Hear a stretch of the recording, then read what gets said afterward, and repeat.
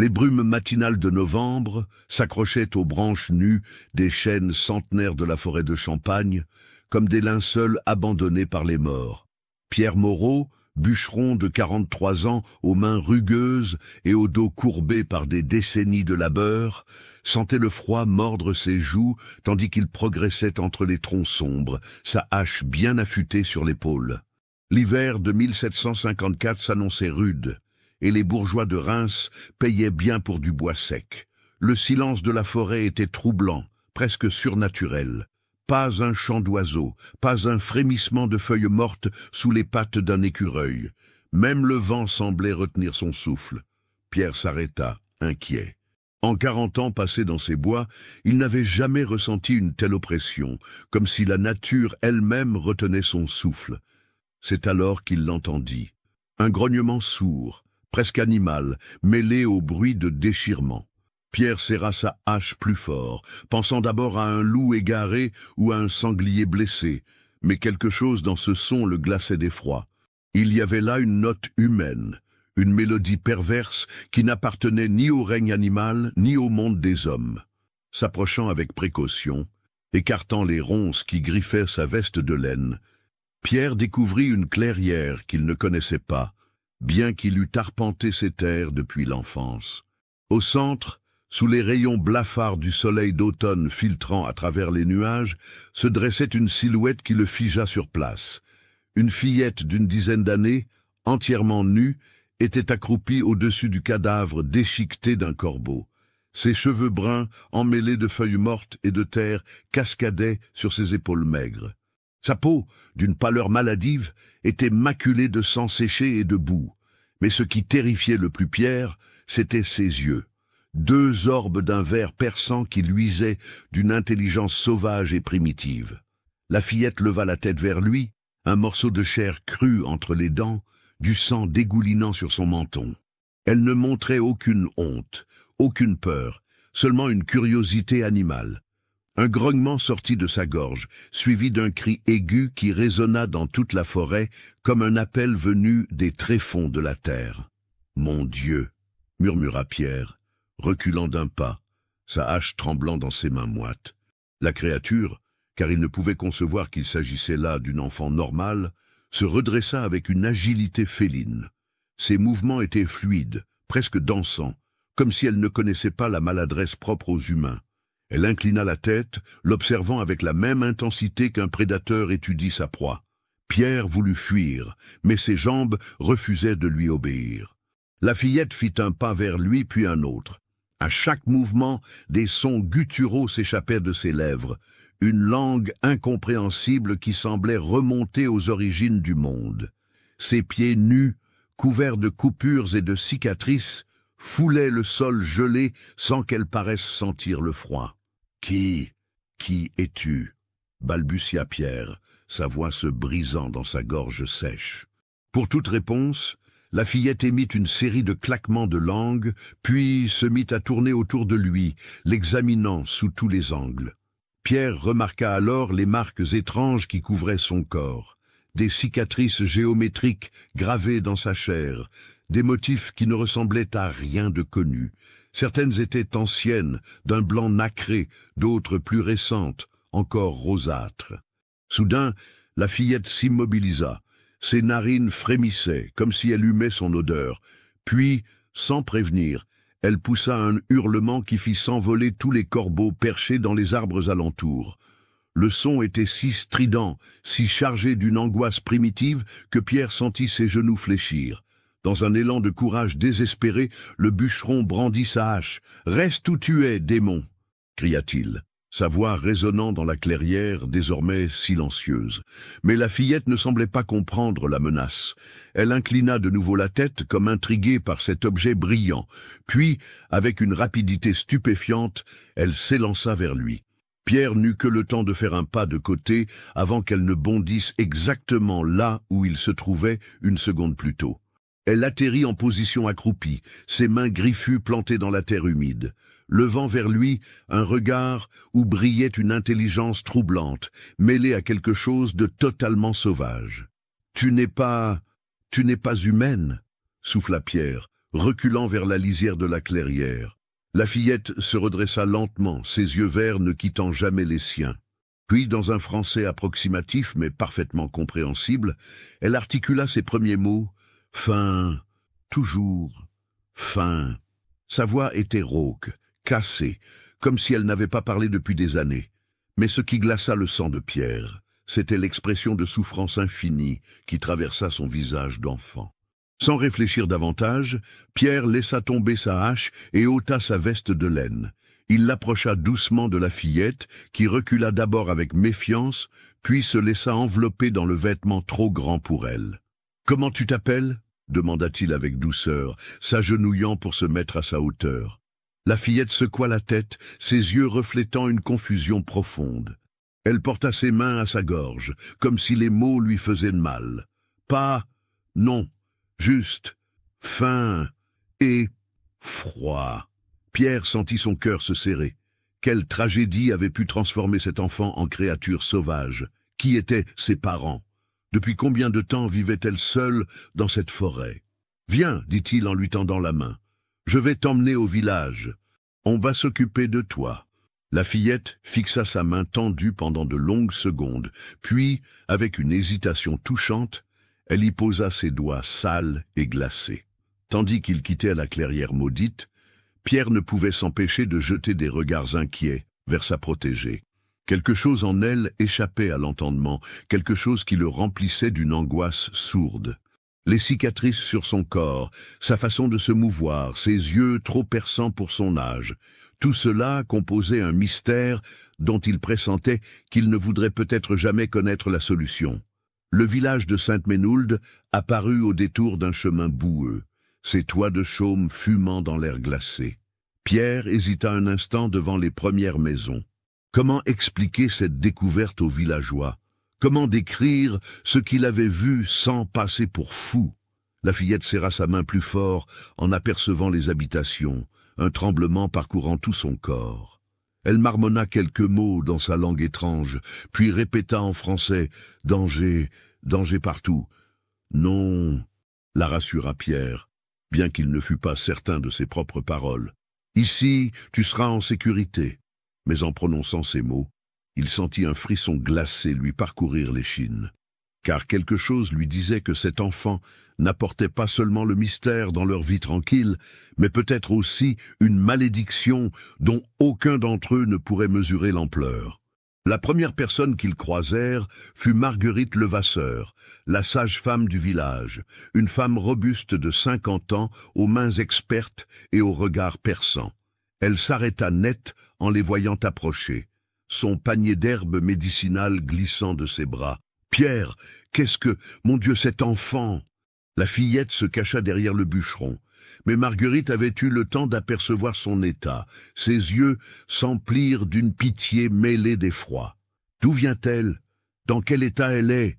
Je l'ai trouvée dans la forêt, » expliqua Pierre, choisissant soigneusement ses mots. « Elle semble avoir vécu seule pendant longtemps. » Marguerite s'approcha avec précaution, parlant à la fillette d'une voix douce. « N'aie pas peur, petite, je ne te ferai aucun mal. » Mais lorsqu'elle tendit la main vers l'enfant, celle-ci recula brusquement en émettant un sifflement menaçant qui fit reculer la sage-femme. « Elle a peur du contact, » constata Marguerite, troublée, « comme un animal sauvage. Pierre, cet enfant a besoin de soins immédiats, et il faut prévenir le curé. » La nouvelle de la découverte se répandit dans le village comme une traînée de poudre. Bientôt, une foule de curieux se rassembla devant la maison de Marguerite, où la fillette avait été conduite. Chacun avait son opinion sur l'origine de cette enfant mystérieuse. « C'est sûrement une enfant abandonnée par des saltimbanques », déclara Henri Dubois, le forgeron, en croisant ses bras musclés. « Ou une orpheline échappée d'un couvent », suggéra Marie Fontaine, l'épouse du meunier. Mais le père Augustin Morel, curé de la paroisse depuis 20 ans, secoua sa tête grise avec gravité. Ces marques sur son corps, cette façon de se comporter... Mes amis, cet enfant a vécu quelque chose d'indicible. Nous devons faire preuve de charité chrétienne. À l'intérieur de la maison, Marguerite tentait de laver et nourrir la fillette, mais chaque geste était un combat. L'enfant refusait l'eau tiède, préférant l'eau glacée du puits. Elle rejetait le pain et le potage, ne montrant d'intérêt que pour la viande crue que la sage-femme avait prudemment dissimulée. « Elle ne mange que de la viande crue », murmura Marguerite au curé, venu prendre des nouvelles. « Et regardez ces cicatrices, mon père. Elles forment des motifs, comme si elles avaient été faites volontairement. » Le père Morel examina les marques étranges, son visage se creusant d'inquiétude. Certaines cicatrices ressemblaient effectivement à des symboles, d'autres à des motifs géométriques qu'il n'arrivait pas à identifier. « Il faut lui donner un nom », déclara-t-il finalement, « une identité chrétienne. Je propose Eugénie, en l'honneur de Sainte Eugénie, protectrice des enfants abandonnés. Et pour le nom de famille, demanda Marguerite, Durand, un nom simple qui lui donnera une place dans notre communauté. Ainsi naquit officiellement Eugénie Durand, bien que cette identité fût aussi artificielle que les vêtements qu'on lui avait donnés et qu'elle s'obstinait à arracher chaque nuit. Les premières semaines furent éprouvantes pour tous. Eugénie refusait de dormir dans un lit, préférant se recroqueviller dans un coin, sur le sol nu. Elle ne supportait pas d'être touchée et réagissait violemment à tout bruit soudain. Ses nuits étaient peuplées de cauchemars qui la faisaient hurler dans sa langue mystérieuse. Mais le plus troublant était sa capacité d'apprentissage. En quelques jours seulement, elle maîtrisait des mots français qu'elle n'avait jamais entendus. Elle observait tout avec une intensité dévorante, mémorisant les gestes, les expressions, les habitudes des villageois avec une précision stupéfiante. C'est comme si elle réapprenait à être humaine, confia Marguerite au père Morel. Mais parfois, je surprends dans ses yeux quelque chose de si sauvage, de si ancien, que j'en ai la chair de poule. Le curé acquiesça gravement. Il avait lui aussi remarqué cette dualité troublante chez l'enfant. Durant les offices, Eugénie restait immobile, mais ses yeux ne quittaient jamais l'autel, fixant le crucifix avec une intensité qui mettait mal à l'aise les fidèles. Un mois après son arrivée au village, Eugénie prononça ses premières phrases complètes. Elle était assise près de la cheminée chez Marguerite, observant les flammes danser, quand elle déclara d'une voix claire « Les hommes en robe noire, ils m'ont fait mal, longtemps. » Marguerite faillit laisser tomber son ouvrage de couture. « Quels hommes? Eugénie, où ça ?» Mais l'enfant secoua la tête, ses yeux se voilant comme si un rideau de brouillard recouvrait ses souvenirs. Loin, très loin, dans le froid et le noir. Ces révélations fragmentaires alimentèrent les spéculations du village. Qui étaient ces hommes en robe noire, des moines, des sorciers, et qu'avaient-ils fait à cette pauvre enfant pour la transformer en créature sauvage? Les réponses commenceraient à émerger quand la nouvelle de l'existence d'Eugénie parviendrait aux oreilles de savants parisiens, avides de percer les mystères de la nature humaine. Car cette fillette aux yeux verts n'était que le début d'une histoire qui remettrait en question tout ce que l'on croyait savoir sur l'humanité. D'où me suivez-vous? Laissez un commentaire. Paris, hiver, 1754. Dans les salons enfumés du quartier latin, où les plus grands esprits du siècle des Lumières débattaient des mystères de la nature et de la condition humaine, une lettre allait changer le cours d'une existence et, peut-être, l'histoire de la science elle-même. Denis Diderot, âgé de 41 ans, philosophe et encyclopédiste reconnu, lisait avec une fascination croissante le courrier que venait de lui remettre son secrétaire. La missive, écrite d'une main tremblante par le père Augustin Morel de Sainte-Ménoul, décrivait la découverte d'une enfant sauvage, au comportement inexplicable. Une fillette qui refuse la nourriture cuite, ne connaît aucune langue civilisée et porte sur son corps des cicatrices formant des motifs géométriques d'une précision troublante, murmurait Diderot, ses yeux vifs parcourant les lignes. Voilà qui défie les théories de Rousseau sur l'état de nature. Il reposa la lettre sur son bureau encombré de manuscrits et de livres, puis se dirigea vers la fenêtre donnant sur la rue Saint-André-des-Arts. Les pavés gelés reflétèrent la lumière blafarde de ce mois de décembre, et les passants emmitouflés se hâtaient vers leur destination, ignorant qu'à quelques lieues de là, un mystère susceptible de révolutionner la compréhension de l'humanité attendait d'être élucidé. « Jacques !» appela-t-il son secrétaire, « faites préparer ma voiture. Et envoyez un message à Monsieur de Buffon et au docteur Malouin. Dites-leur qu'une découverte extraordinaire requiert leur expertise immédiate. » 3 jours plus tard, un carrosse aux armoiries de l'Académie royale des sciences franchissait les portes du village de Sainte-Ménould. L'équipage, composé de Denis Diderot, de Georges-Louis Leclerc de Buffon, le célèbre naturaliste, et du docteur Paul-Jacques Malouin, médecin du roi et membre de l'Académie de médecine, descendit dans la cour de l'auberge du village sous les regards ébahis des habitants. Buffon, homme élégant de 47 ans au regard perçant, ajusta sa perruque poudrée et observa les alentours avec l'œil d'un scientifique habitué à cataloguer et analyser le monde naturel. « Mes chers confrères, déclara-t-il en descendant du carrosse, nous nous trouvons peut-être à l'aube d'une découverte qui ébranlera les fondements mêmes de notre compréhension de la nature humaine. » Le docteur Malouin, plus âgé et plus prudent, hocha la tête avec circonspection. « Restons néanmoins prudents, Georges-Louis. Les témoignages de paysans superstitieux ne valent pas toujours les observations scientifiques rigoureuses. Raison de plus pour examiner cet enfant de nos propres yeux, » intervint Diderot, son enthousiasme philosophique l'emportant sur la prudence. « Si elle est réellement ce que décrit ce curé, nous tenons là un cas d'étude exceptionnel sur les limites entre nature et culture. » Le père Morel les accueillit avec un mélange de respect et d'inquiétude.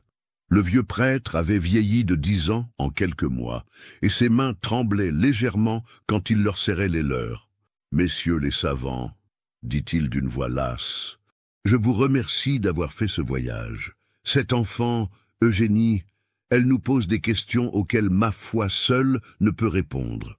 Où se trouve-t-elle actuellement ? Demanda Buffon, sortant déjà un carnet et une plume de sa poche. Chez Marguerite Levasseur, notre sage-femme, c'est la seule personne qu'Eugénie accepte d'approcher sans montrer de signe d'agression. Ils se dirigèrent vers la modeste maison de pierre où vivait la sage-femme. En chemin, le père Morel leur décrivait l'évolution troublante de l'enfant depuis son arrivée. Son apprentissage du français est d'une rapidité déconcertante. Mais il y a autre chose. Elle semble parfois connaître des choses qu'elle n'a jamais apprises. Des détails sur la nature, sur les animaux, sur les plantes, comme si elle avait passé toute sa vie à les observer. « Fascinant », murmura Diderot. « Cela confirme mes théories sur l'intelligence naturelle, indépendante de l'éducation formelle. » Marguerite les accueillit avec un soulagement évident. La brave femme était épuisée par des mois de surveillance constante d'un être qui défait toutes les règles de comportement humain normal. « Elle est dans le jardin », expliqua-t-elle, en les guidant vers l'arrière de sa maison. « Elle y passe ses journées, même par ce froid. Elle semble étudier les plantes mortes, les observer avec une attention que je n'ai jamais vue chez aucun enfant. » Et effectivement, au fond du petit jardin d'hiver, une silhouette solitaire était accroupie près d'un rosier dépouillé de ses feuilles. Eugénie, maintenant âgée d'environ 11 ans selon les estimations du docteur Malouin, portait une robe de laine simple, mais ses pieds restaient nus malgré le gel. Ses cheveux bruns, désormais propres et brossés, encadraient un visage d'une beauté étrange, aux traits fins mais marqués par une intensité troublante. Ce qui frappa immédiatement les 3 savants, ce fut la façon dont elle examinait la tige épineuse du rosier. Ses doigts couraient le long des épines avec une précision de naturaliste expérimenté, et ses yeux verts, d'un vert si pur qu'il semblait artificiel, scrutaient chaque détail avec une concentration absolue. « Eugénie » appela doucement Marguerite. L'enfant leva la tête et son regard croisa celui de Buffon.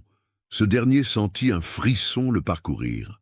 Ses yeux ne reflétaient pas la curiosité innocente d'une enfant, mais l'intelligence aiguë d'un esprit scientifique mature. « Bonjour », dit Eugénie d'une voix claire, sans trace d'accent régional. « Vous êtes venu m'étudier. » Ce n'était pas une question, mais une constatation prononcée avec une assurance déconcertante. Diderot s'avança, fasciné. « Comment sais-tu que nous sommes venus pour cela, ma enfant ?» Eugénie se redressa avec cette grâce féline que tous ceux qui l'approchaient remarquaient immédiatement. « Vos vêtements, vos livres, votre façon de m'observer. Elle marqua une pause, inclinant la tête. Et puis, je sens votre curiosité. Elle a une odeur particulière. Le docteur Malouin fronça les sourcils. Une odeur? Que veux-tu dire par là?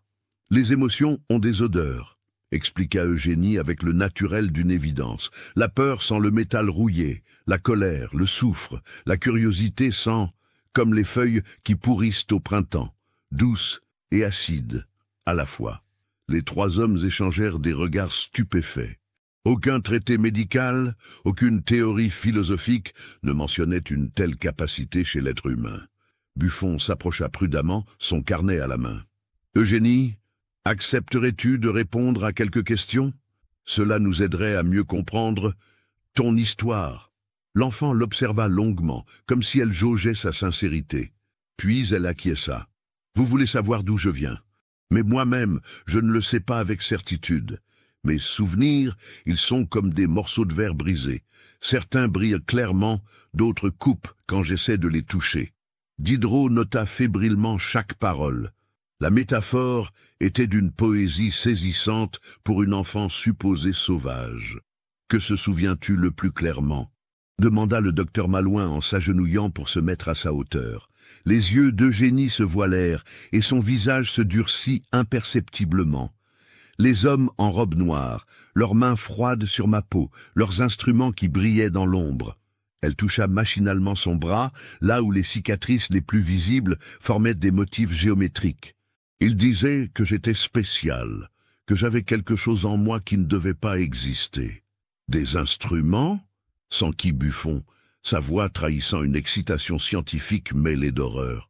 Quel genre d'instruments? Des lames fines, des aiguilles, des choses qui brûlaient. Eugénie parlait d'une voix monocorde, comme si elle décrivait une expérience vécue par quelqu'un d'autre. Ils gravèrent des signes sur moi. Ils disaient que c'était pour me purifier, pour empêcher le mal de sortir. Le silence qui suivit fut pesant. Marguerite essuya furtivement une larme, tandis que le père Morel serrait convulsivement son chapelet. « Où cela s'est-il passé ?» demanda doucement Diderot. « Dans un endroit froid et sombre, très loin d'ici. Il y avait de la neige toute l'année et des montagnes qui touchaient le ciel. » Eugénie ferma les yeux. « Et il y avait d'autres enfants, mais eux n'ont pas survécu aux expériences. » Cette révélation glaça le sang des présents. Buffon cessa d'écrire, sa plume tremblant dans sa main. « Des expériences ?» répéta-t-il d'une voix blanche. « Ils nous faisaient avaler des substances amères. Ils nous privaient de nourriture pendant des jours, puis nous forçaient à manger des choses terribles. » La voix d'Eugénie se fit plus faible. « Ils nous exposaient au froid, à la chaleur, à la douleur, pour voir, disait-il, jusqu'où l'esprit humain pouvait aller sans se briser. »« Mon Dieu !» murmura le père Morel. « Quelle sorte de monstre! Comment as-tu échappé à cet enfer ?» demanda le docteur Malouin, sa compassion de médecin l'emportant sur sa curiosité scientifique. Eugénie ouvrit les yeux et quelque chose de dangereux brilla dans son regard vert. « Un jour, quelque chose a changé en moi. J'ai senti une force, une colère si pure qu'elle brûlait comme du feu. » Elle leva ses mains devant son visage, les observant comme si elles appartenaient à quelqu'un d'autre. « Cette nuit-là, leurs chaînes se sont brisées. Leurs portes se sont ouvertes, et eux ont eu peur de moi pour la première fois. »« Que veux-tu dire par « leurs chaînes se sont brisées » insista Buffon, son esprit scientifique luttant contre l'incrédulité. Mais Eugénie secoua la tête, ses souvenirs semblant se brouiller de nouveau. « Je ne sais pas. Je me rappelle seulement avoir couru dans la neige, pendant des jours et des nuits. Puis j'ai trouvé la forêt, et dans la forêt, j'ai appris à survivre. » « Combien de temps as-tu vécu seul dans les bois ?» demanda Diderot. « Longtemps. Les saisons ont tourné plusieurs fois. J'ai appris le langage des animaux, les secrets des plantes, les rythmes de la terre. » Elle sourit pour la première fois depuis le début de l'entretien, et ce sourire était d'une beauté troublante. La nature ne ment pas, elle. Elle dit toujours la vérité. Les questions se poursuivirent pendant des heures. Eugénie répondait avec une lucidité déconcertante, décrivant ses années de survie sauvage avec une précision de naturaliste accompli. Elle connaissait les propriétés de dizaines de plantes, pouvait prédire le temps en observant le comportement des animaux et semblait posséder une compréhension intuitive des cycles naturels qui dépassait celle de bien des savants. Mais ce qui troublait le plus les trois hommes, c'étaient les capacités inexpliquées qu'elle mentionnait en passant, comme si elles étaient parfaitement naturelles. Sa capacité à sentir les émotions, son habileté à communiquer avec les animaux sauvages, et surtout cette force mystérieuse qui lui avait permis d'échapper à ces tortionnaires. Quand la nuit tomba, ils se retirèrent à l'auberge pour discuter de leurs observations. Dans la salle commune éclairée aux chandelles, autour d'un feu crépitant, les trois savants tentaient de donner un sens à ce qu'ils avaient découvert. « Messieurs, » déclara Buffon en sirotant son vin chaud, « nous sommes confrontés à un cas qui défie toute classification connue. Cet enfant présente des capacités qui relèvent soit du prodige naturel, soit de quoi ?» demanda Diderot, bien qu'il pressentît la réponse. « Soit de quelque chose que notre science n'est pas encore capable d'expliquer, » acheva le naturaliste. Ces cicatrices géométriques, cette intelligence précoce, ces sens surdéveloppés, tout cela suggère qu'elle a été soumise à des expériences dépassant notre entendement actuel. Le docteur Malouin hocha gravement la tête. Les tortures qu'elle décrit ne relèvent pas de la simple cruauté. Il y a là une méthode, une recherche systématique, comme si ces hommes en robe noire cherchaient à transformer la nature humaine elle-même. Mais dans quel but ? S'interrogea Diderot, son esprit encyclopédique tentant de trouver des références historiques. Et qui étaient-ils? Des alchimistes? Des membres de quelque secte secrète? Buffon posa son verre et se pencha vers ses confrères. « Mes amis, je propose que nous emmenions cet enfant à Paris. Là-bas, nous pourrons l'étudier dans de meilleures conditions, avec l'appui de l'Académie. Si elle détient réellement des secrets sur les capacités humaines cachées, nous nous devons de les comprendre. Et elle, que dira-t-elle » objecta le docteur Malouin. Cet enfant a déjà assez souffert. L'arracher à ce village où elle commence à peine à retrouver une forme de paix. Justement, coupa Diderot avec passion. À Paris, elle aura accès aux meilleurs médecins, aux plus grands esprits de notre époque.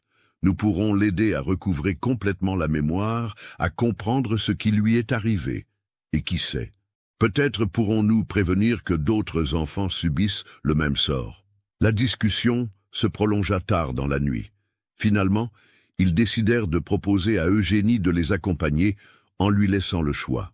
Après tout, son intelligence remarquable lui permettait de prendre une décision éclairée. Le lendemain matin, ils trouvèrent Eugénie dans le jardin de Marguerite, immobile au centre d'un cercle d'animaux sauvages. Des corbeaux, des écureuils, même un renard roux qui d'ordinaire fuyait la présence humaine.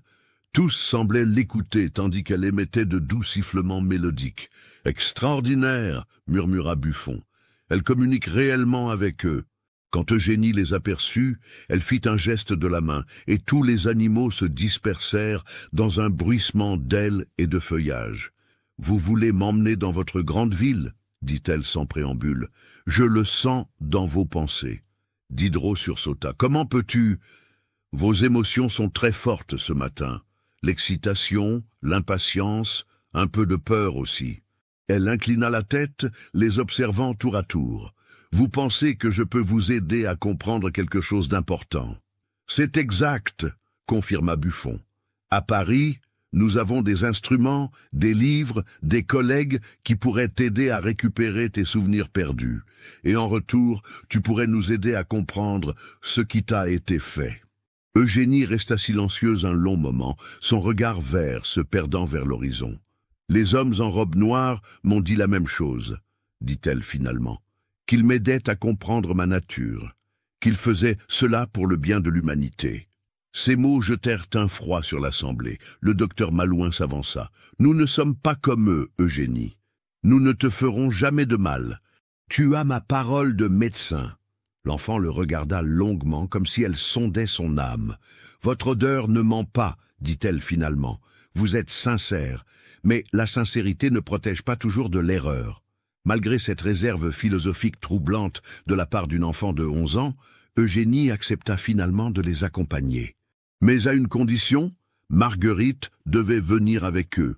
Elle est la seule qui comprenne ma douleur, expliqua-t-elle. Sans elle, je redeviendrai sauvage. Marguerite, malgré ses réticences à quitter son village natal, accepta finalement. L'affection sincère qu'elle portait à cet enfant extraordinaire l'emportait sur ses propres craintes. Les préparatifs du départ prirent plusieurs jours. Il fallut convaincre les autorités locales, rassurer les villageois et surtout préparer Eugénie au choc culturel qui l'attendait dans la capitale. Le jour du départ, tout le village s'était rassemblé pour leur dire au revoir. Pierre Moreau, le bûcheron qui avait découvert Eugénie, s'approcha timidement. « Prends soin de toi, petite, » dit-il en lui tendant un petit objet sculpté dans le bois. « J'ai fait cela pour toi. » C'était une figurine représentant un loup gravé avec un soin touchant. Eugénie la prit délicatement, et pour la première fois depuis son arrivée au village, des larmes coulèrent sur ses joues. « Merci, » murmura-t-elle. « Je n'oublierai jamais votre bonté. » Tandis que le carrosse s'éloignait de Sainte-Ménehould, Eugénie regardait par la fenêtre le paysage qui défilait. Mais Marguerite remarqua que son expression n'était pas celle d'une enfant excitée par l'aventure. C'était plutôt celle de quelqu'un qui se dirigeait consciemment vers un destin incertain, avec le courage né de l'expérience de la souffrance. « Tu as peur ?»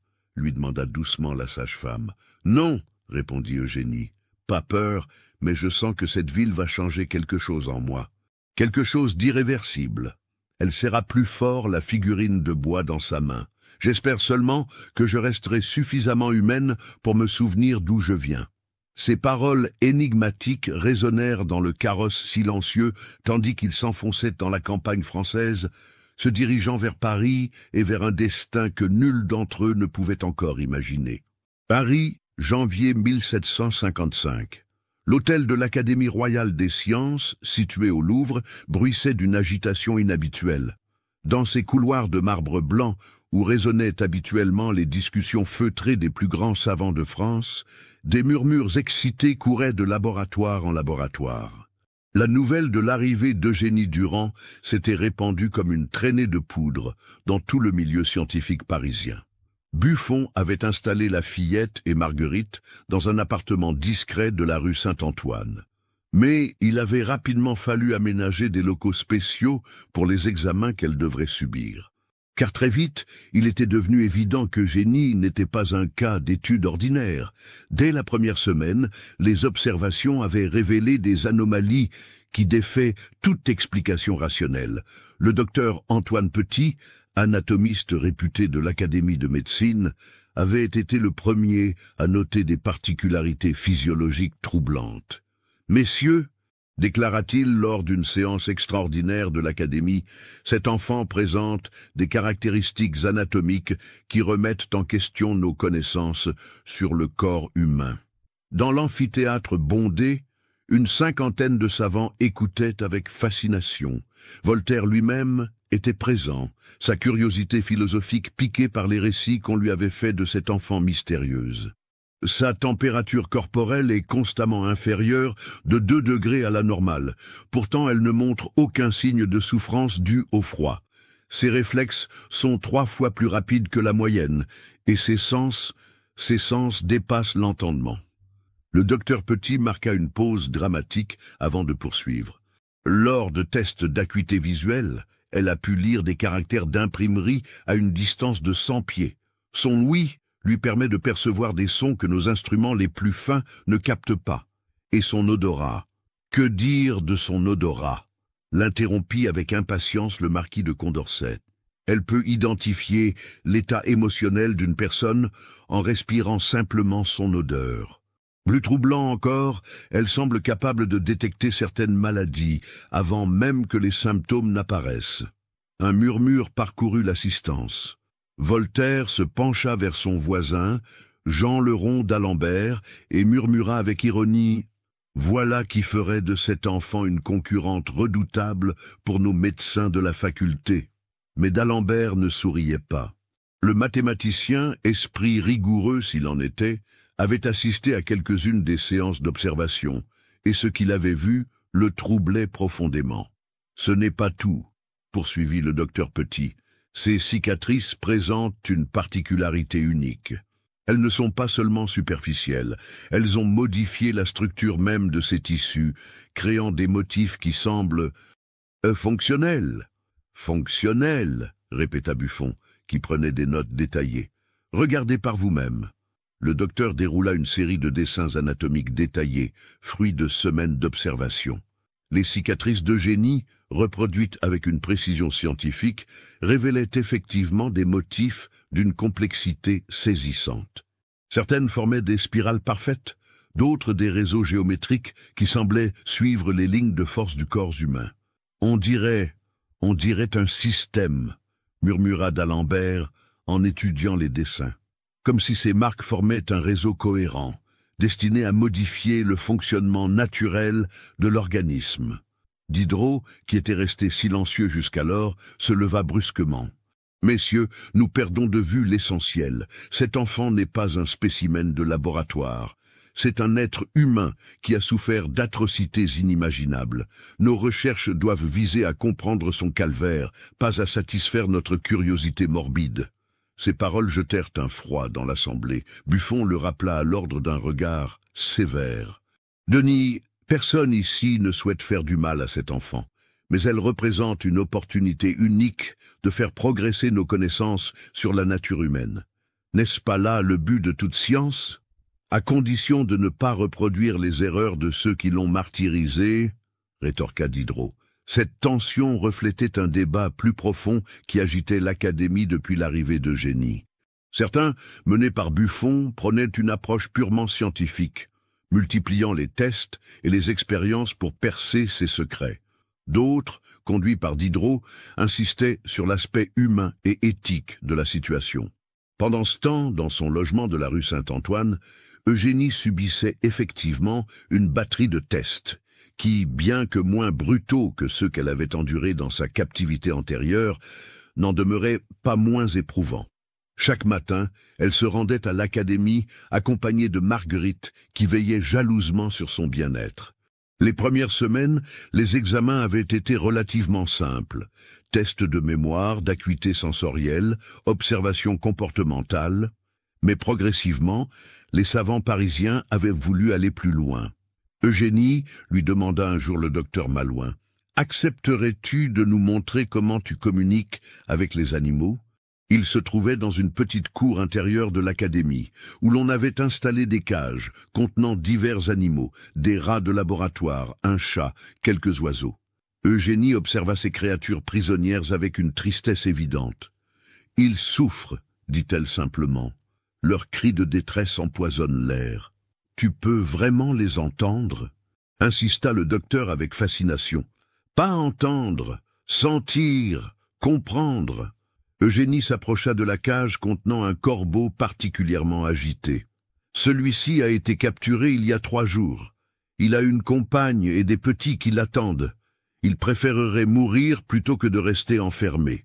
Elle tendit sa main vers les barreaux, et le corbeau, qui s'était montré agressif avec tous ceux qui l'avaient approché, vint immédiatement se percher sur ses doigts. « Comment fais-tu cela » demanda Buffon, émerveillé. « Je lui parle dans la langue, que tous les êtres vivants comprennent, » répondit Eugénie. « La langue de l'empathie. » Elle ferma les yeux et commença à émettre une série de sons étranges, mi-sifflement, mi-chant, qui semblaient provenir du plus profond de sa gorge. Le corbeau répondit par des croassements doux, et bientôt, tous les animaux de la cour s'étaient calmés, écoutant cette mélodie primitive, avec une attention fascinée. « Extraordinaire !» murmura Voltaire, qui assistait à la séance. Cet enfant possède un don que nous avons perdu en devenant civilisé. Mais d'autres expériences furent plus troublantes. Un après-midi de février, le docteur Petit voulut tester les limites de sa résistance à la douleur, se souvenant de sa capacité apparente à ignorer le froid. « Nous allons simplement tester tes réflexes, » expliqua-t-il en approchant une fine aiguille de son bras. « Cela ne fera pas mal. » Mais dès que la pointe métallique entra en contact avec sa peau, Eugénie poussa un hurlement qui glaça le sang de tous les présents. Ce n'était pas un cri de douleur ordinaire, mais un son animal, primitif, chargé d'une terreur viscérale. Arrêtez, cria Marguerite en se précipitant vers l'enfant. Vous voyez bien qu'elle ne supporte pas ça. Eugénie tremblait de tous ses membres, ses yeux verts roulant dans leurs orbites comme ceux d'un animal pris au piège. Des mots incohérents s'échappèrent de ses lèvres, mêlant français et cette langue mystérieuse qu'elle parlait parfois. Les aiguilles. Non, pas encore les aiguilles. Ils ont dit que c'était fini. Ils ont promis. Il fallut 1 heure entière pour la calmer. Marguerite la berçant comme un nourrisson, tandis qu'elle sanglotait contre son épaule. Si cette histoire macabre vous a donné des frissons, partagez-la avec un ami qui aime les contes d'horreur. Cet incident marqua un tournant dans les relations entre Eugénie et ses observateurs. Diderot, furieux, exigea qu'on mette fin aux expériences susceptibles de raviver ces traumatismes. Mais Buffon et d'autres insistaient pour continuer, arguant que comprendre ces réactions pourrait aider d'autres victimes. Cet enfant a vécu des horreurs que nous peinons à imaginer, plaida Diderot lors d'une réunion orageuse. Notre devoir est de l'aider à guérir, pas de raviver ses blessures au nom de la science. Mais justement, répliqua le docteur Petit, ces réactions nous en apprennent plus sur la nature de ces tortures qu'elle a subies. Si nous comprenons les mécanismes, nous pourrons peut-être les inverser. Ces débats éthiques révélaient les tensions profondes qui agitaient le siècle des Lumières. D'un côté, la soif de connaissance et la foi dans le progrès scientifique. De l'autre, l'émergence d'une conscience humaniste qui remettait en question le prix de ce progrès. Pendant ce temps, Eugénie elle-même évoluait. L'exposition à la culture parisienne, aux livres, aux conversations savantes, développait encore ses capacités intellectuelles déjà exceptionnelles. Elle apprenait avec une rapidité stupéfiante, maîtrisant en quelques semaines des concepts que d'autres mettaient des années à assimiler. Mais cette évolution s'accompagnait de phénomènes de plus en plus troublants. Les domestiques de l'Académie rapportaient des événements étranges, des chandelles qui s'éteignaient sans raison en sa présence, des objets qui se déplaçaient légèrement quand elle était émue, des miroirs qui se fendillaient quand elle les regardait avec trop d'intensité. Un soir de mars, alors qu'elle lisait dans la bibliothèque de l'Académie, le vieux bibliothécaire, M. Rousseau, homonyme du philosophe, fut témoin d'un événement qui le marqua à vie. Eugénie était plongée dans la lecture d'un traité de Descartes sur les passions de l'âme quand soudain, elle leva la tête, l'air inquiet. « Quelqu'un va mourir, dit-elle d'une voix blanche. « Que dis-tu, mon enfant ?» demanda le vieil homme troublé. « Je le sens. La mort rôde. Elle cherche sa proie. » Eugénie ferma les yeux, sa respiration se faisant haletante. « C'est tout proche, dans ce bâtiment. » 15 minutes plus tard, on découvrait le corps du docteur Moreau, un anatomiste de l'Académie, foudroyé par une crise cardiaque dans son laboratoire du rez-de-chaussée. La nouvelle de cette prédiction se répandit rapidement, alimentant les rumeurs les plus folles sur les pouvoirs d'Eugénie. Certains parlaient de sorcellerie, d'autres de dons prophétiques. Mais pour ceux qui l'observaient quotidiennement, il devenait évident qu'il se passait quelque chose d'inexplicable. Ces phénomènes s'intensifient, nota Buffon dans son journal privé, comme si la présence d'Eugénie dans notre environnement civilisé réveillait en elle des capacités endormies, ou comme si le processus entamé par ces tortionnaires poursuivait son cours, indépendamment de notre volonté. Cette observation allait se révéler prophétique, car à mesure que les semaines passaient, il devenait clair qu'Eugénie n'était pas seulement une victime de tortures barbares. Elle était le produit d'une expérience, d'une ampleur et d'une sophistication qui dépassaient tout ce que la science de l'époque pouvait concevoir. Et cette expérience n'était pas terminée. Un matin d'avril, en pénétrant dans son laboratoire, Buffon découvrit Eugénie debout devant une carte de l'Europe, ses doigts traçant des lignes invisibles sur la surface du papier. « Que fais-tu, ma chère enfant ?»« Je sens les autres, » répondit-elle sans se retourner. « Ils sont éparpillés à travers l'Europe. Certains sont morts, d'autres se cachent encore, mais tous portent les mêmes marques que moi. » Buffon sentit un frisson glacé lui parcourir l'échine. « Les autres? Quels autres? Les enfants de l'expérience, mes frères et sœurs de souffrance. » Elle se tourna vers lui, et ses yeux verts brillaient d'une lueur inquiétante. « Nous n'étions pas les premiers, monsieur de Buffon, et nous ne serons pas les derniers. Cette révélation allait bouleverser toute leur certitude et révéler l'ampleur terrifiante du complot dans lequel ils venaient de s'engager. Mai 1755. Dans les profondeurs des archives secrètes du château de Vincennes, un homme âgé, aux cheveux blancs et aux mains tremblantes, parcourait fébrilement des documents jaunis par le temps. Le marquis de Pompadour venait de recevoir un rapport troublant de ses espions à l'Académie royale des sciences, et ce qu'il avait appris l'avait glacé d'effroi. Depuis 3 mois, des témoignages similaires affluaient de toute l'Europe. Venise signalait un jeune garçon aux capacités extraordinaires, trouvé dans les canaux de la cité. Prague mentionnait une fillette qui parlait aux morts dans le cimetière juif. Vienne rapportait la découverte d'un enfant capable de guérir les malades par simple imposition des mains. Tous présentaient les mêmes caractéristiques, des cicatrices géométriques, des capacités sensorielles hors normes et des souvenirs fragmentaires d'hommes en robe noire. Le marquis s'arrêta devant un coffre de fer forgé scellé depuis 15 ans. Ses mains tremblèrent davantage encore quand il en extirpa un parchemin portant le sceau de l'ordre de la Lame Noire, une société secrète qu'il avait cru disparue depuis l'Inquisition. « Mon Dieu !»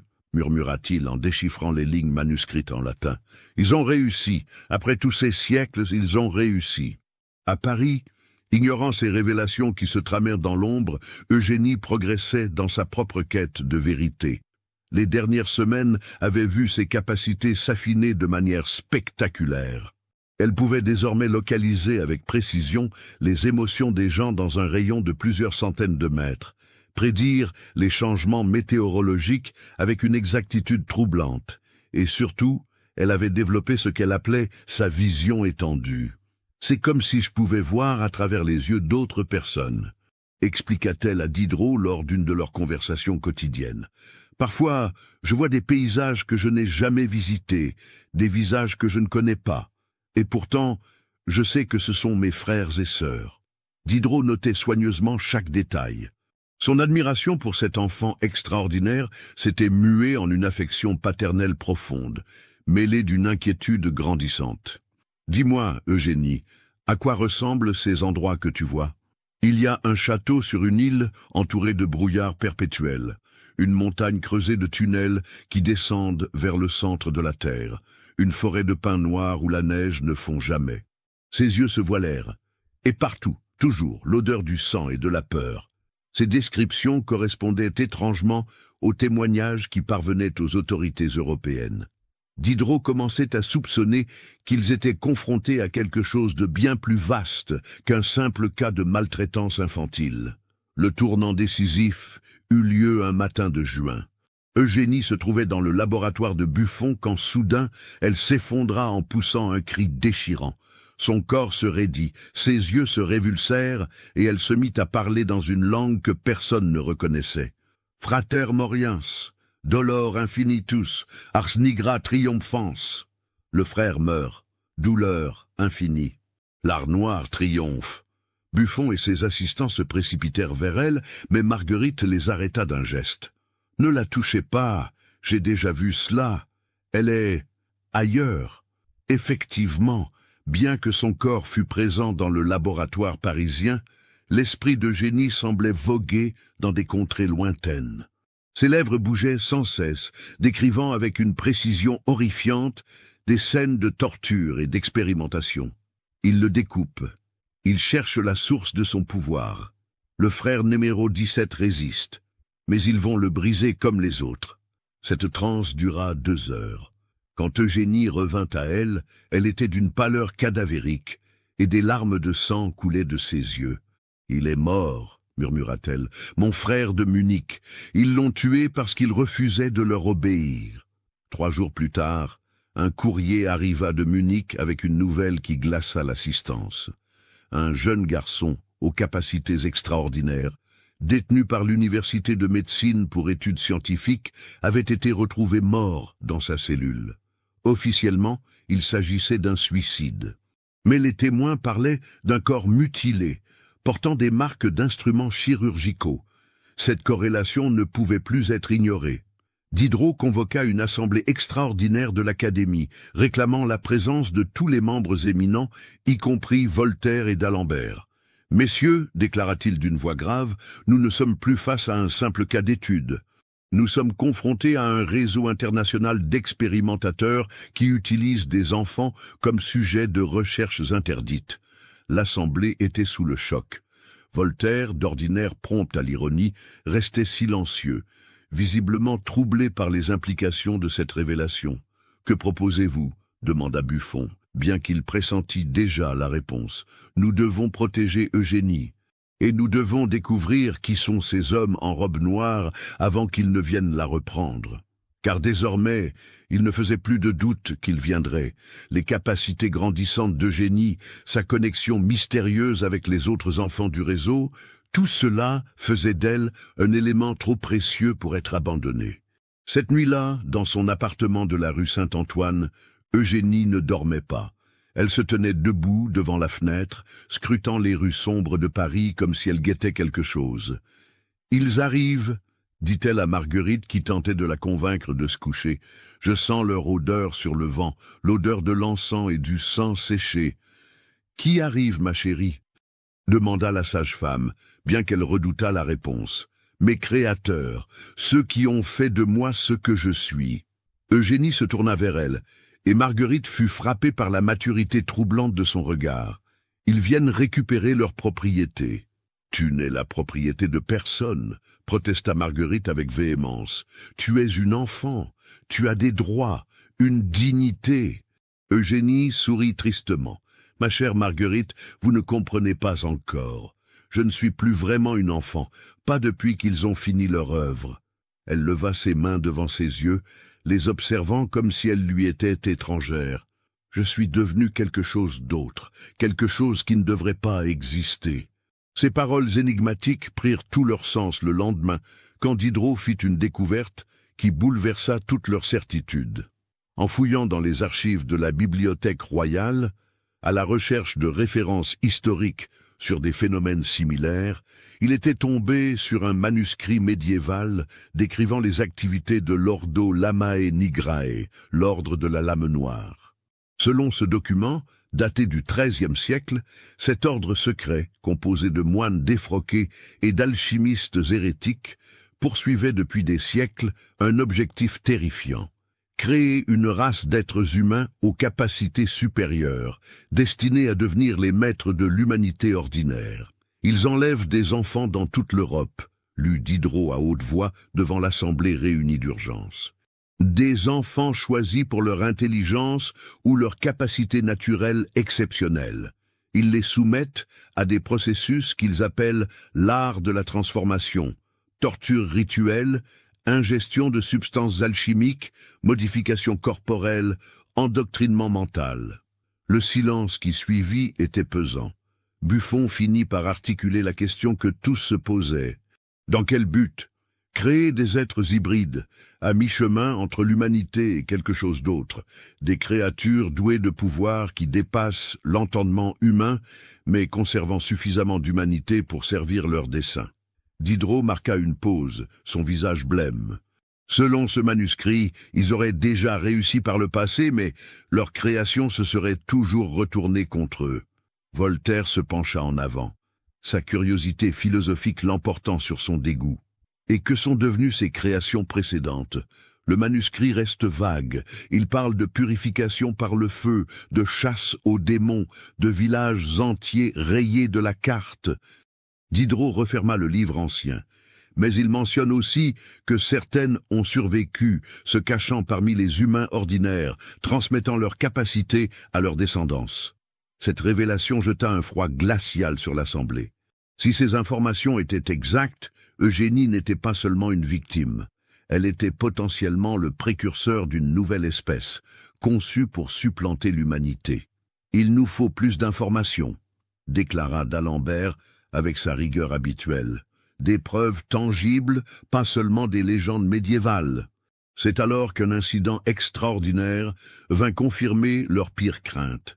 Cette nuit-là, vers 3 heures du matin, les habitants du quartier de l'Académie furent réveillés par un bruit assourdissant. Toutes les cloches de Paris s'étaient mises à sonner simultanément, sans raison apparente, mais ce n'était rien comparé à ce qui se passait dans l'appartement d'Eugénie. Marguerite se réveilla en trouvant la fillette debout au centre de la pièce, ses bras tendus vers le ciel, ses yeux brillant d'une lueur verdâtre dans l'obscurité. Autour d'elle, tous les objets métalliques de l'appartement, chandeliers, couverts, miroirs, vibraient en émettant une note musicale cristalline. « Eugénie !» cria Marguerite, mais sa voix fut couverte par un grondement sourd qui semblait provenir du sol lui-même. L'enfant ne l'entendait pas. Ses lèvres bougeaient, prononçant des mots dans cette langue ancienne que personne ne comprenait. Et à chaque syllabe qu'elle articulait, l'intensité du phénomène augmentait. Soudain, tous les miroirs de l'immeuble se brisèrent simultanément. Les fenêtres explosèrent vers l'extérieur, projetant des éclats de verre dans la rue déserte. Et au centre de ce chaos, Eugénie poussa un cri qui n'avait plus rien d'humain. « Ils viennent, frère 23, est en danger, l'air noir se réveille !» Sa voix résonnait avec une puissance surnaturelle, comme amplifiée par une force invisible.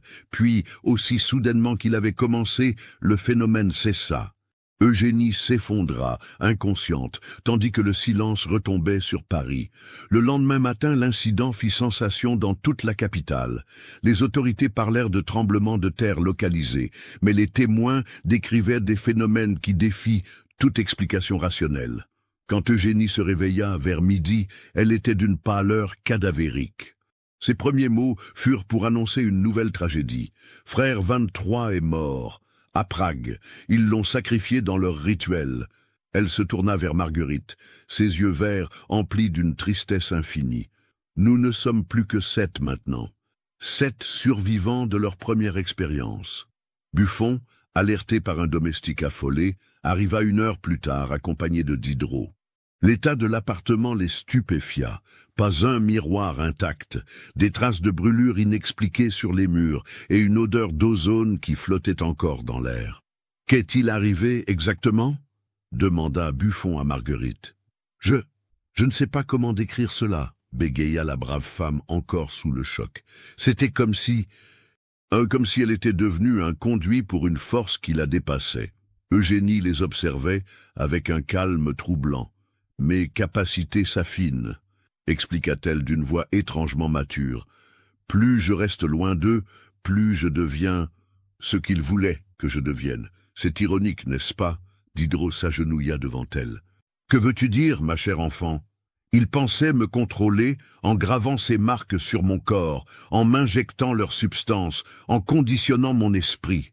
Mais ils n'avaient pas prévu que la liberté réveillerait mes véritables capacités. » Elle toucha l'une de ses cicatrices. « Ces marques ne sont pas des chaînes, monsieur Diderot. Ce sont des antennes. Et chaque jour qui passe, elles captent des signaux plus forts. »« Quels signaux ?» demanda Buffon, fascination et terreur mêlées. « Les pensées de mes frères et sœurs dispersés à travers l'Europe. Leurs souffrances, leurs découvertes, leurs morts. » Eugénie se leva, se dirigeant vers la fenêtre brisée. Mais aussi autre chose, quelque chose d'ancien qui dort dans la terre depuis des millénaires.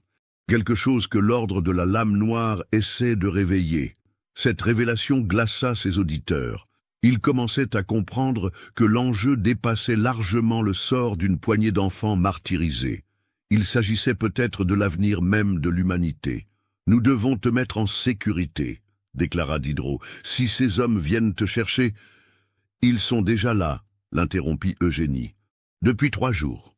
Ils observent, ils attendent le moment propice, mais ils ont peur de moi maintenant, car je ne suis plus la petite fille terrifiée qu'ils ont torturée pendant des années. » Elle se tourna vers eux, et ils furent frappés par la transformation qui s'était opérée en elle. Cet enfant de 12 ans portait désormais dans ses yeux verts la sagesse douloureuse d'un être ayant vécu 1000 vies. Le moment est venu de découvrir la vérité sur ce qu'ils m'ont fait, et sur ce qu'ils préparent pour l'humanité. Soutenez notre chaîne en cliquant sur le bouton Merci en forme de cœur, afin que nous puissions continuer à vous proposer des histoires aussi sombres et captivantes que celle-ci. Le soir même, 3 silhouettes encapuchonnées furent aperçues rôdant autour de l'immeuble de la rue Saint-Antoine. Leur présence confirma les pressentiments d'Eugénie. L'ordre de la Lame Noire était venu récupérer sa création. Mais ils découvriraient bientôt que leur ancienne victime était devenue quelque chose qu'ils n'avaient jamais anticipé. Un être capable de les défier sur leur propre terrain. La confrontation finale approchait, et avec elle, la révélation d'un secret qui ferait trembler les fondements mêmes de la civilisation. La nuit du 21 juin 1755 marqua à jamais l'histoire secrète de l'Europe. Dans les souterrains oubliés de Paris, sous les fondations mêmes de l'Académie royale des sciences, un affrontement millénaire entre la science et l'occultisme allait atteindre son paroxysme. Tout avait commencé 3 heures plus tôt, quand Eugénie avait brutalement saisi le bras de Diderot. Ils sont en mouvement. Cette nuit, ils tenteront de me reprendre. Ses yeux verts brillaient d'une détermination farouche. Mais j'ai un avantage qu'ils n'ont pas prévu. Lequel ? Avait demandé le philosophe, bien qu'il redoutât la réponse. Je sais maintenant ce qu'ils m'ont vraiment fait, et je sais comment l'utiliser contre eux. Elle avait alors guidé Diderot, Buffon et Marguerite vers les caves de l'Académie, suivant un chemin qu'elle semblait connaître par cœur, bien qu'elle n'y fût jamais descendue. « Comment connais-tu ce chemin ?» s'était inquiété Buffon. « Parce que mes frères et sœurs sont venus avant moi, leurs souvenirs coulent maintenant dans mes veines. » Ils avaient débouché dans une crypte médiévale que les plans officiels ne mentionnaient pas. Sur les murs de pierre, des fresques anciennes représentaient des scènes troublantes. Des hommes en robe noire pratiquant des rituels sur des enfants. Des créatures hybrides émergeant de cocons organiques. Des symboles géométriques identiques à ceux gravés sur le corps d'Eugénie. « Mon Dieu !» avait murmuré Marguerite. « Cet endroit existe depuis des siècles. Depuis le XIIIe siècle, précisément, avait confirmé Eugénie. L'ordre de la Lame Noire a établi des sanctuaires dans toutes les grandes cités européennes. Paris, Prague, Vienne, Munich, tous reliés par un réseau souterrain d'une complexité inimaginable. Au centre de la crypte se dressait un autel de pierre noire, couvert de rigoles destinées à évacuer le sang des sacrifices. Autour, disposés en cercles concentriques, des symboles alchimiques étaient gravés dans le sol avec une précision mathématique. « Voilà où il nous amenait », avait continué Eugénie d'une voix blanche. « Ici et dans des endroits similaires, pour nous transformer en autre chose. » C'est à ce moment-là qu'il les avait entendus approcher. Des pas résonnaient dans les couloirs souterrains, accompagnés de chants gutturaux dans une langue qui semblait remonter aux origines du monde. 3 silhouettes avaient émergé de l'obscurité, leurs visages dissimulés par des capuches noires, leurs mains gantées tenant des instruments d'une beauté morbide. « Eugénie », avait dit le plus grand des 3 hommes d'une voix caverneuse, « il est temps de rentrer à la maison. Ma maison est ici, maintenant », avait répliqué la fillette sans reculer d'un pouce, « avec des gens qui m'aiment pour ce que je suis, pas pour ce que vous voulez faire de moi. » L'homme avait rejeté sa capuche en arrière, révélant un visage émacié, aux traits nobles, mais marqué par des décennies de pratiques interdites. Ses yeux d'un bleu glacé ne reflétaient aucune humanité. « Vous ne comprenez pas ce qu'elle est réellement », s'était-il adressé à Diderot et Buffon. « Cette enfant n'est plus humaine. Nous l'avons transformée en quelque chose de supérieur, un être de transition vers l'étape suivante de l'évolution. En la torturant, avait explosé Diderot, en la mutilant, quel genre de monstres êtes-vous ? Des visionnaires, avait répondu l'homme avec un calme terrifiant. Depuis 8 siècles, l'ordre travaille à l'amélioration de l'espèce humaine.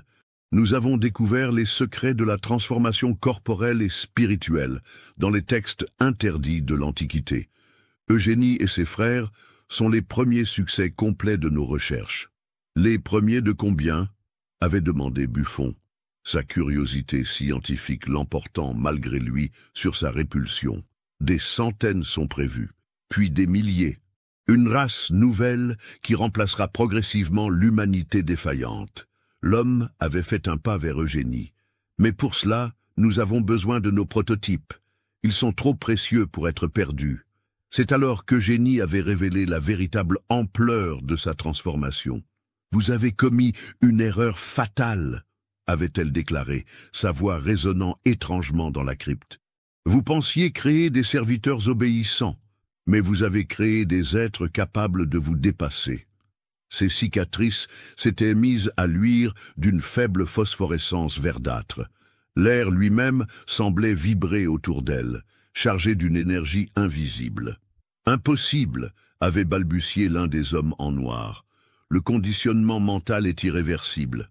Vous ne pouvez pas résister à votre contrôle, avait achevé Eugénie avec un sourire terrifiant. Détrompez-vous. Chaque jour passé loin de vos tortures a révélé de nouveaux aspects de ma nature. Et maintenant, elle avait levé ses mains, et tous les objets métalliques de la crypte s'étaient mis à vibrer en harmonie. Les instruments des hommes en noir leur avaient échappé, attirés vers Eugénie comme par un aimant invisible. Maintenant, je suis devenu ce que vous redoutiez le plus, votre création qui se retourne contre vous. La bataille qui avait suivi défait toute description rationnelle. Eugénie, cette fillette de 12 ans, avait affronté 3 hommes entraînés aux arts interdits avec une puissance qui transcendait les lois physiques. Ses gestes créaient des ondes de force qui faisaient exploser la pierre. Sa voix émettait des fréquences qui semblaient déchirer la réalité elle-même. Mais le plus terrifiant était la façon dont elle semblait puiser dans les expériences de ses frères et sœurs morts. À chaque attaque, elle murmurait un nom, pour Johann de Munich, pour Maria de Prague, pour tous ceux que vous avez détruits.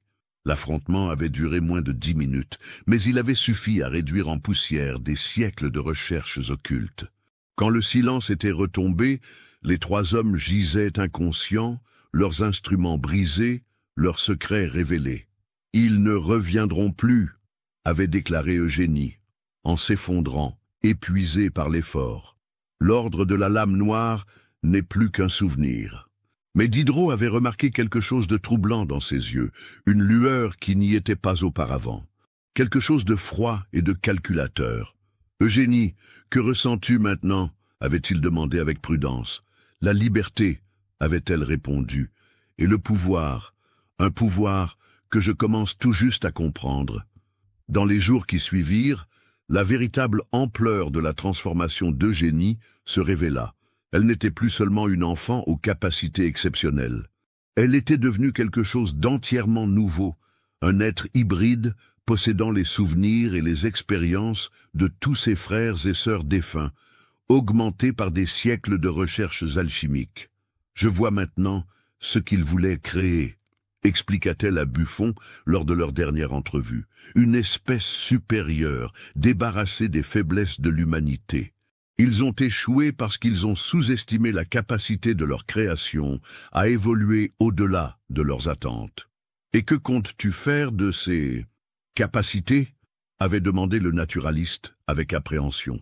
Eugénie avait souri, et ce sourire contenait une sagesse millénaire mêlée à une innocence d'enfant. Les utiliser pour protéger l'humanité, bien sûr. Car malgré tout ce qu'ils m'ont fait subir, je reste profondément attaché à l'espèce qui m'a donné naissance. Elle avait marqué une pause. Mais je ne peux plus vivre parmi vous. Ma présence devient perturbante pour l'ordre naturel. Le dernier témoignage de Marguerite, consigné dans les archives secrètes de l'Académie, décrivait les adieux d'Eugénie. Elle est venue me voir une dernière fois, la veille de son départ. Elle avait l'apparence d'une jeune fille de 12 ans, mais dans ses yeux brûlait la sagesse de l'éternité. Elle m'a embrassé, m'a remercié pour ma tendresse, puis elle a disparu dans la brume matinale, emportant avec elle tous les secrets de l'ordre de la lame noire. Les autorités officielles classèrent l'affaire comme un cas de fugue d'orpheline, mais dans les cercles savants de l'Europe, on murmurait qu'une nouvelle espèce était née, quelque part entre l'humanité et l'inconnu. Certains témoignages ultérieurs mentionnent une jeune femme aux yeux verts aperçue lors de catastrophes naturelles, aidant les victimes avec des méthodes inexplicables. D'autres parlent d'une protectrice mystérieuse veillant sur les enfants maltraités, leur apportant une aide surnaturelle. Mais la vérité sur ce qu'est devenue Eugénie Durand reste un mystère. Peut-être continue-t-elle à veiller sur notre monde depuis les ombres, gardienne silencieuse d'une humanité qui ne soupçonne pas son existence. Ou peut-être a-t-elle trouvé sa propre voie vers une évolution que nous ne pouvons même pas imaginer. Une chose est certaine, les expériences de l'ordre de la Lame Noire ont créé quelque chose que la science de 1754 ne pouvait expliquer. Quelque chose qui défie encore aujourd'hui notre compréhension de ce que signifie être humain. Car Eugénie Durand, la fille que la science ne pouvait expliquer, était devenue bien plus que la somme de ses souffrances. Elle était devenue l'incarnation même du mystère éternel de l'existence, un pont entre ce que nous sommes et ce que nous pourrions devenir. Et dans les nuits les plus sombres, quand la cruauté humaine semble triompher, certains affirment encore entendre son chant dans le vent. Un hymne ancien qui rappelle que même dans les plus profondes ténèbres, l'espoir peut naître de la souffrance et la lumière peut jaillir des abîmes les plus noirs de l'âme humaine. Archives secrètes de l'Académie royale des sciences, Paris, 1756. Rapport final sur le cas Eugénie Durand, dit « la fille que la science ne pouvait expliquer ». Après des mois d'observation et d'études, nous devons conclure que cet enfant représentait un phénomène unique dans l'histoire de l'humanité. Fruit d'expérimentations secrètes menées par l'ordre de la Lame Noire, elle avait développé des capacités qui transcendent notre compréhension actuelle de la nature humaine. Sa disparition marque la fin d'un chapitre troublant de notre quête scientifique, mais aussi l'ouverture de questions fondamentales sur les limites de l'humain et les dangers de la connaissance sans éthique. Nous recommandons que ce dossier reste classé secret, les implications de ces découvertes étant trop dangereuses pour être révélées au public. Signé Denis Diderot, Georges-Louis Leclerc de Buffon, Paul-Jacques Malouin. Que Dieu nous pardonne ce que nous avons découvert et qu'il protège l'humanité de ce que nous avons failli déchaîner. Qu'avez-vous pensé de l'histoire? Laissez votre commentaire ci-dessous et partagez vos réflexions sur ce cas terrifiant. Envie d'autres histoires d'horreur mêlant histoire et mystère. Abonnez-vous, activez la cloche de notification et partagez avec ceux qui aiment le côté obscur de l'humanité. À bientôt pour le prochain cauchemar.